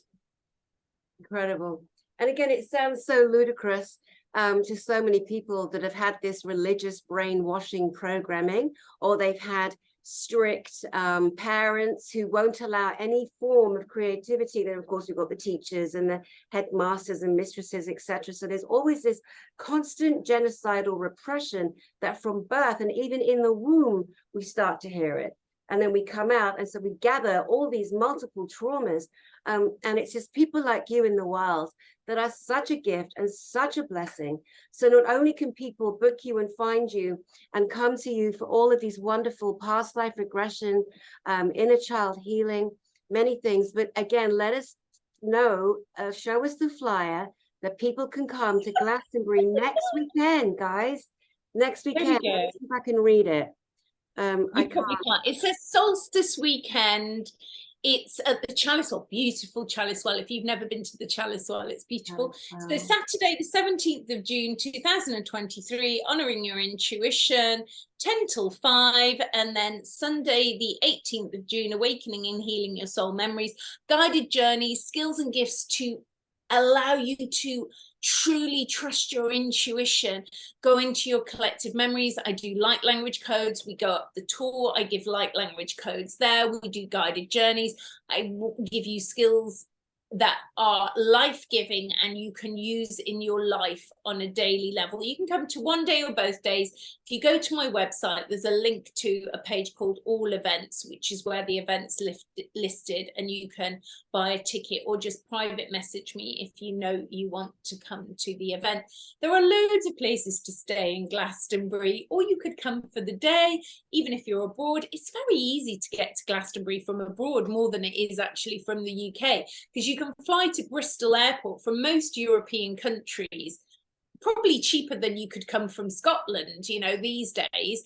And, you can get a flight, come to the UK, stay the night. You can get a bus from Bristol Airport, which is easier than coming from London to Glastonbury. But it's a wonderful place. It's a wonderful day workshop. We have veggie vegan food. We'll be at the Chalice Well. And also the other thing, and that's what Dani's event brings in, apart from all these people with great wisdom and knowledge, it's the getting together of kindred spirits. And, and the biggest gift that we give people when we hold events is that they make new friends, people who are not going to ridicule you, who are not going to laugh at your beliefs and laugh at your experiences. Instead, they're going to go, oh my God, the same thing happened to me. Yeah. You know, and that gives you the confidence. You know, it can feel like a barren world when all your family or your previous friends, you know, because you've awoken and you've stepped outside of that group consciousness, and you think, where are my people? Am I making this up? Am I doolally? Am I mad? Am I, you know, you're not. You just have not found your people yet. And, you know, those people may come in and they may go. Don't try and hold on to one group of people just because you think, wow, you know, people come and go. Just let new people come in. When you activate new things within yourself, you find new friendships happen, new people come in. I mean, look at that little video I made the other day with the lovely little Robbie. Because people cancel for that lunch, I met this young man, amazing cosmic energies. We had such a connection, such a giggle, never met the person before. You know, it's these kinds of cosmic connections that we're bringing in now. And when you come to events, and what I would say is, I've seen people do this for events. If you can have the courage to come on your own, come on your own. Don't bring with you a loved one who isn't really open to what we're saying and doing. Because over the years, I used to do quite big events. Now, mine are small, intimate groups at the moment. But I would see somebody come and they'd be like that. Don't really want to be here, but I'm either driven them or I'm like, whatever. And you know, it would create an atmosphere. And usually what I was saying, something in the day of what I'd said would trigger this person. And by lunchtime, they'd be gone. And the person who did want to be there be all, I don't know whether I should stay or go, or what should I do? I should go with them, but I want to stay. Yeah. You know, be brave. You know, it's not like going where you're going to meet 3D people and go, I wish I hadn't come on my own to this. Coming to these kinds of events and Dani's conference, be brave. Come on your own. If you can come on your own to my events or Dani's events or anybody's events like this, come on your own. You're going to meet kindred spirits. And because you come on your own, you're going to have conversations that you perhaps wouldn't have had if you've got, even if it's your beloved partner or your best friend with you, yeah. But you still feel a bit oppressed. Yeah. Better not talk about that, because they'll go, oh, what did you say that for later? Right. You are going to be fine, isn't it? It's such a good point, because let's say, for example, that when I was telling earlier about how owned we are as humanity, and you know, let's say that you have a guy. He really is ready to open spiritually. He can get to Glastonbury. He wants to come to your event. He's seen you all over YouTube. He's British, for example. And his girlfriend's a little bit like, oh, what are you going to see that girl for? She's really pretty, Andrea Foulkes. And anyway, blah, blah. They come together. The girl is resentful of you, you know, because you're beautiful and you're brilliant and you're clever and you're engaging and charismatic. She might be really, really, really possessive of her man, for example. And it's dead. He's not going to grow. She's going to hate your guts. It's going to cause attention. Everybody else there, because they're open spiritually, are going to feel it. And like you say, leave your partners at home. All right. But the other thing is, some partners don't want us to grow. They don't want us to grow. And it, you know, they are so fearful that you will grow out of them, and they will try and keep it down, or they will not want you to do anything spiritually because it doesn't come under the guise of a controlled brainwashing religion, you know. And if we look around and we say, well, how many wars and billions of people have been murdered in the name of religion, and how many millions and billions of people have been killed for going to a spiritual event or growing spiritually? There's really a question there for people to ponder. So one more time, hold up your flyer for the 17th and 18th of next week, and tell us about the beautiful chalice well in Glastonbury. It's, you see the picture there, that's the wellhead there. You will experience it on the level where your heart is at. You know, my first visit to the Chalice Well was, I was in a terrible relationship and I changed the feng shui of my kitchen. I'd had my romance and relationship pin board where the dustbin was, and that was very reflective of what had just gone on. In the day, I released myself from the psychopathic con man. That's a whole other story in itself. But the thing is, we you know, we will evolve from this. So I was, you know, a little bit heartbroken, crestfallen, and I had a client. She said, "Oh, you need to go to Glastonbury." I'd heard of this mythical land, Glastonbury. I'd never been there. And on the way, a friend of mine said, "Oh, if you're going there, look out for the Chalice Well." I'm like, whatever. Driving along, I get to the Chalice Well. And it was a great story, because I get to Glastonbury, and the first thing I see is the sign for the Chalice Well. This 2006, I think it was. I'm like, oh, there's that Chalice Well. So I stopped, I parked. The minute I walked up the path to the Chalice Well, this sacred site, beautiful healing garden, healing waters. It has the divine feminine water flowing through the Chalice Well, female. It's got a lot of iron in it, so it's kind of a red water, but you can drink it, and it has a bathing pool where you can bathe your feet in and other things if no one's looking. I do know others who bathe too much of their body, maybe in that Chalice Well healing bath. And then the other side of the wall is the male spring, and that's more of a like a womb. It's a dark cave, but it's male energy there. I'm personally not drawn to go too much in there, but it's very beautiful. But I resonate more with the Chalice Well. And so on my initial journey to this Chalice Well place, so I'm trotting up the path, and I'm already, can you hold events here? Oh my God, I have to book this place. I haven't even gone through the door back in 2006. And so they have a place where you can rent rooms and sleep and stay the night, but they have this healing garden, and they have this beautiful meeting room space, which is what I rent for events. And the energy there is just sublime. And this time of it is even better because the gardens are at their most magnificent, and it's a peace garden. People are quiet, but people are washing their crystals there. It's just such a high vibrational energy. Yeah. And when I went there back in the day, I went into the shop, and after me fixing this pin board in my house with, you know, the romance, I'd had pictures that a lady had given me, but I got the pin board in the wrong, I hadn't feng shuied my house correctly. And so there were these beautiful paintings that this lady had given me, who was a client. And she lived way up north. So I get to the Chalice Well, and she's in the shop of the Chalice Well, stood there with a long stem lily, just looking, you know, very mystical. And I was like, oh my goodness, because she was an older lady. I was like, what are you doing here? And she said, waiting for you. Like she knew I was gonna come that day. And I bought some goddess cards at the time, and then she said, you know, we'll go to the wellhead. And she came with this other older spiritual lady, and they said, we'll just do a little ceremony for you at this wellhead, which is linked. And then we shuffled the cards, and Sulis, the goddess of water card, flew out of the pack at this healing water thing. And then she said to me, you've got a gift for the well in your handbag. And I was like, I do, I have a gift. What is it? And I looked in there, and do you know what I had? I had a scarab, you know, the little Egyptian beetle. I had that from when I'd been to the pyramids in Egypt, where the keeper of the Sphinx had given me this scarab.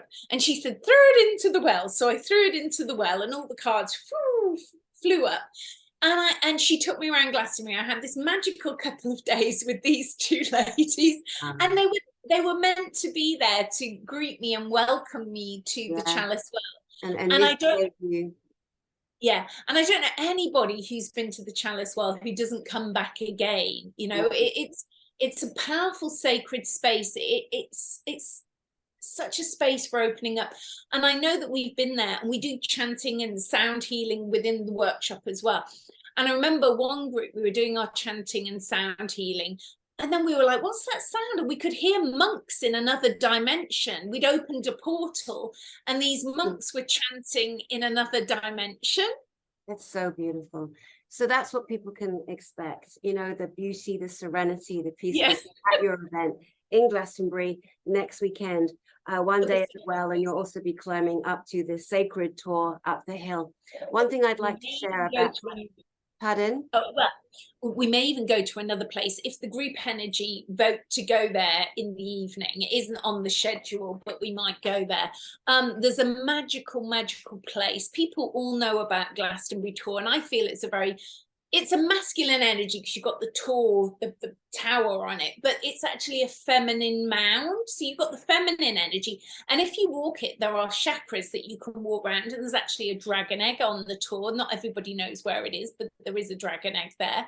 And there is another place, not too far away, but a little distance away, called Barrow Mump, that is very powerful. It's more of a feminine energy, but every time, without fail, when I go to Barrow Mump, I see the blue orb beings, which I believe are from Sirius B. So I find that this Barrow Mump is a powerful portal to the blue beings from Sirius B.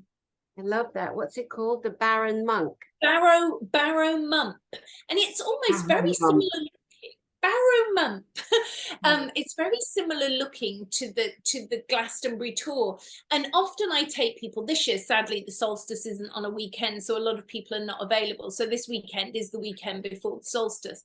But when the solstice, sometimes I've done an event for the solstice. So, you know, Glastonbury tours full of everybody. It can be fun, it's drumming, but there's a lot of drunk people, a lot of weed smoking, which we've talked about. So when you go to Barrow Mump, there's usually hardly anybody there. I mean, some years when I've taken people for the sunrise at about 4:30 in the morning for the solstice, there's only been us there, you know, so we've had a wonderful time. So it is a more magical place to go to. I love it. I was going to say about Glastonbury, I was there with you 2-3 weeks ago, and the difference I felt in my body, the energy in Glastonbury, the first time I went, it was very heavy. I could really feel the witchy wizard energy as you and I discussed when we were there, like that there's so much competition for everybody to be the priest, the maiden, the this. It's been there for years. They're throwing energy at each other across the road. What I found this time around, the lightness, the lifting, the healing of that sacred town, and it is an ancient sacred town.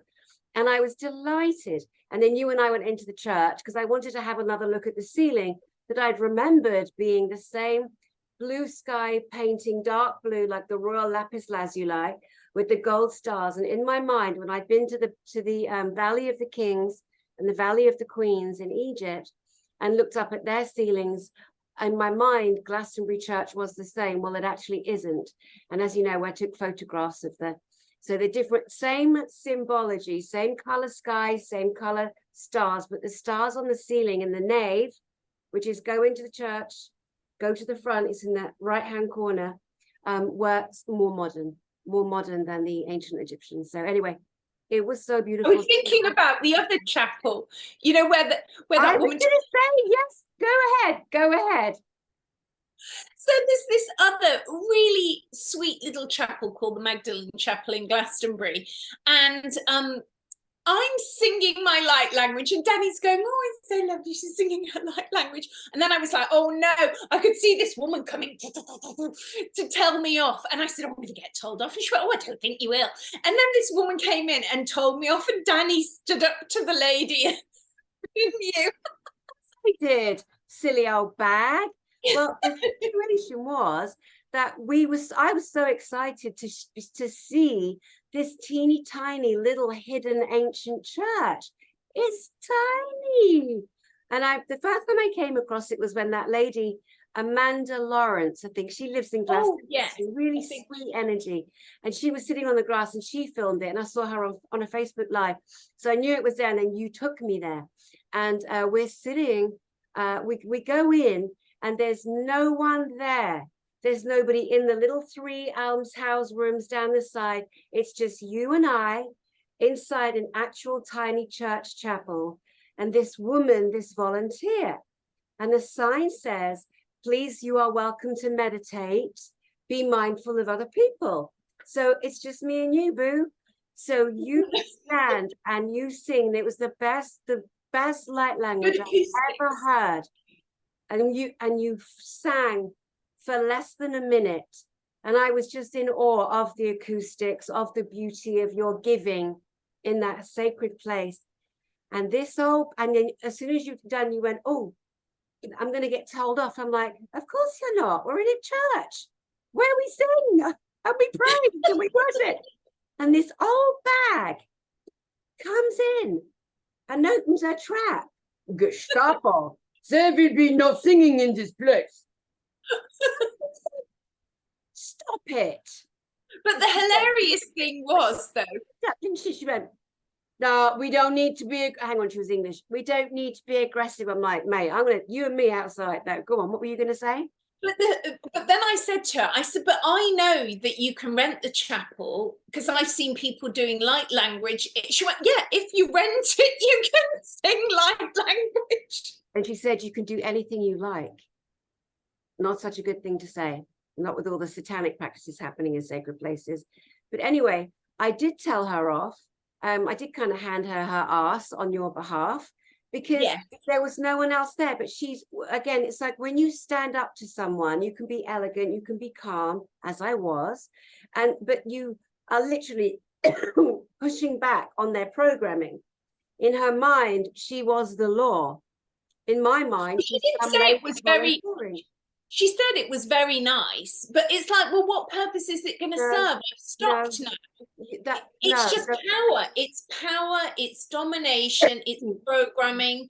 It's like, you know, my script says I must tell woman off if she does this thing. There's no, well, is it appropriate? It's not appropriate. You don't need to tell me off. There's nobody else in there, only us two. Like, stop it already with the rules. The rules are made to be broken. The rules are merely guidelines. And if we agree with them and we see they work for the masses, great. But if it's repressing the beautiful spirit, no. Anyway, you and I could just bang on for another couple of hours here. We could let the lovely viewers go and ponder on the things that have come up for them and their beautiful healing. I want them to know, you guys out there, that this is a very important event that Andrea is hosting. She only takes a handful of people. So get on it. I will put the details under here. Your website is Andrea Foulkes, FOULKES.com. AndreaFoulkes.com. I'm also going to put a link to your YouTube channel under this broadcast. Of course. Listen, us girls, we ride together. Well, I've changed all the settings now. So videos, if you've been before to my channel, I think a lot of videos were hidden, and I am actually going to upload some that I'm a bit lazy. I haven't always uploaded all the regressions that I did for TV, and I am actually open to letting people film some of their regressions if they come in person. And it would be lovely to interview people who've had regressions or want to show little snippets of their regressions.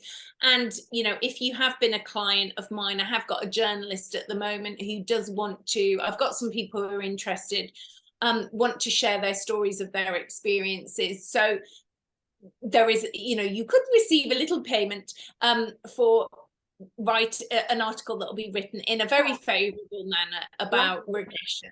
Right. And then to everybody watching, if you go, when you know, as this is coming out, don't put it in the live chat, make a comment underneath and Andrea will read every single comment.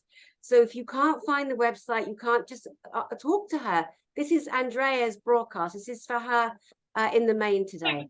So of course, but if you see our links where we put hyperlinks, whether it's on my channel or Dani's channel, where you see Dani make a comment on my channel, if you click on that, it takes you to her channel. The same as if you see the link in my comments for Dani's channel, it takes you to my channel. It'll take you to whoever's channel it is. And I think that a lot of people don't realize when you're on your phone for websites, I know not everybody has to use websites for work, but if you go to the top right hand corner and click on those 3 lines at the top, it will open up into a menu and allow you to see where sessions are. And because a lot of the time, I'm sure Dani gets the same as me, we get a lot of emails. And when someone says, oh, I've just come through your website to ask you how much is a session, all that is on the website. You can save yourself an email, and you save us an email having to reply, because the information is actually all on the website. So have a little look. Some of the questions that people ask as well, if you go and read the information on our website, it's all there. You know, how long is a session? How much does it cost? Where do you live? All that information is on there. And also some of the questions that people want to ask about regression are not necessarily in this video, but they're in other videos that we've made. All that information, I know it might take a bit of research, but you would be doing us such a kindness by not asking us really basic questions, because lots of people do that, and it takes a lot of work to reply to all those emails. And in all honesty, sometimes we miss some emails. Definitely. All right, well, beautiful Andrea Foulkes, thank you for being on the planet at the same time as me and everybody. Thank you, Dani. Yeah, it's definitely a ride. And, you know, again, we're here to support each other. We're here to support everybody out there, and in your growth and your spirituality and your letting go of old programs, as we all thrive in this period of ascension on planet Earth. Andrea Foulkes, I love you so much. I will see you soon. And to you guys, blessings to you. Sending you love from my heart to yours. And my name is Dani Henderson, and I will see you soon.